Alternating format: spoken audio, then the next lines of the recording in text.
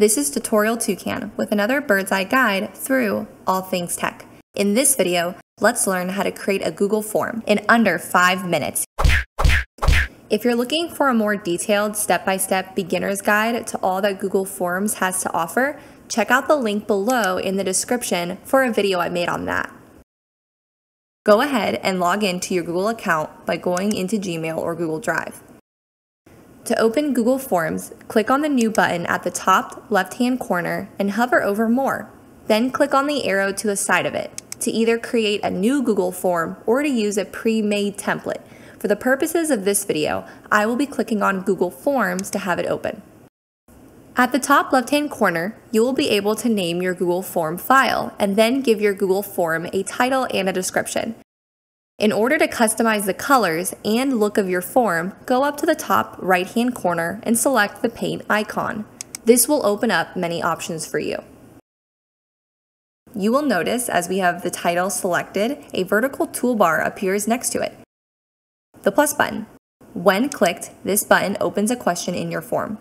The last button is called Add Section. This allows you to create a second section where you can list a new title and description as well as add a new set of questions.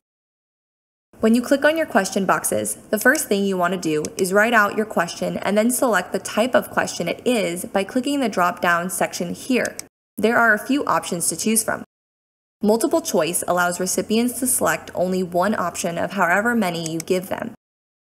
Clicking Short Answer and Paragraph will allow your recipients to either type out a short answer or a paragraph or more of text in response to the question. Checkbox option allows your recipients to select more than one option, up to as many as are listed. Drop-down allows you to type in your options and then they are displayed as one drop-down box, allowing your recipients to select the one answer they desire. Linear scale allows you to set a number value, for example 1 to 5, and then type in what these values stand for example, always or never. Then recipients select the answer that most fits the question. Multiple choice grid is useful to determine multiple questions under a greater topic question. You can write a question for each row, and each column can represent some type of value, such as always, sometimes, or never. Recipients then read each question in the grid and click on the column answer that makes sense to them.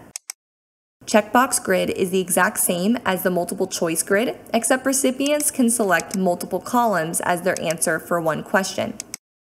Date option is helpful to have recipients select a month, day, and year through a calendar setting. The time option allows recipients to input a time value. Let's go over some last options given in the questions area. The first option is the copy button. This is helpful if you want to save time and copy a question to tweak it slightly. The trash can icon is to delete the question overall. Hitting the required notch. If you click on it, recipients are required to fill this out before submitting the form. The gear icon or settings icon gives you 3 different tabs to choose from in order to edit your Google form overall. The General tab gives you the option to collect email addresses and setting limits on what your respondents can do. The Presentation tab gives options on overall presentation settings for your form as a recipient completes it, such as a progress bar or a shuffle question order. The Quizzes tab is helpful if you desire it for teaching purposes to create a graded quiz. When you feel your form is completed, hit that preview button or eye icon in the upper right-hand corner of the screen. This will allow you to view and test out your form as if you were a recipient. Click the Send button to send your form to your desired audience. There is an option at the top to collect email addresses, and you can choose to send the form through email, link, or embedding. As recipients fill out the form, you will need to come into your Google form through your Google Drive and click on the Responses tab at the top to view the responses by each recipient. It will tell you how many recipients completed the form and will give you some helpful settings and options to view responses per question, per person, and overall.